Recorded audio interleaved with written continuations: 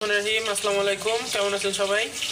Welcome back to our another blog. আমাদের আজকের recipe হচ্ছে তেলাপিয়া মাছ ঝোল করব ফুলকপি আলু দিয়ে।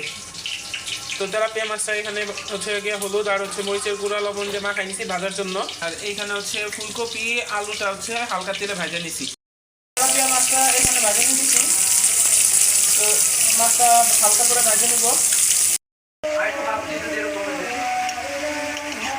আলু আর ফুলকপি দিয়ে তেলে হচ্ছে ভাজছি, সেই তেলে এখন পেঁয়াজটা হচ্ছে ভাজে নিব হালকা লাল লাল করে। তো পেঁয়াজের মধ্যে একটু লবণ দিয়ে দিব যাতে পেঁয়াজটা না পুড়ে যায়।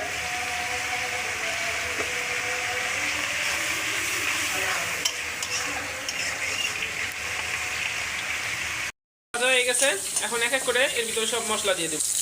হলুদের গুঁড়া, মরিচের গুঁড়া, জিরা গুঁড়া দিয়ে দিচ্ছি। তো এখন মশলাটা একটু কষাই নিব।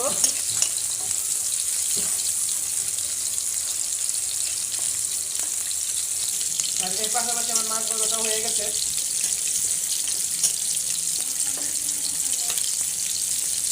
তো এখন দিয়ে দিব হচ্ছে রসুন বাটা আর হচ্ছে আদা বাটাটা দিব। তো মশলাটা কষানো হয়ে গেছে, একটু পানি দিয়ে দিচ্ছি আর একটু কষাবো। কষায় তারপরে হচ্ছে গিয়ে ওই ফুলকপি আর আলুটা দিয়ে দিব।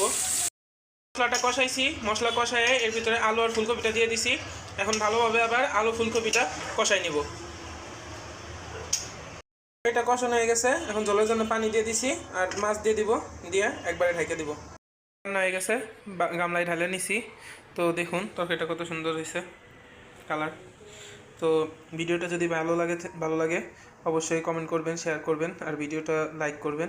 আমাদের পেজটা ফলো করবেন আর ইউটিউবে চ্যানেল আছে, এটাও সাবস্ক্রাইব করবেন। সবার আজকের মতো ভিডিওটা এখানে শেষ করছি। সবাই ভালো থাকবেন, সুস্থ থাকবেন। আল্লাহ হাফেজ।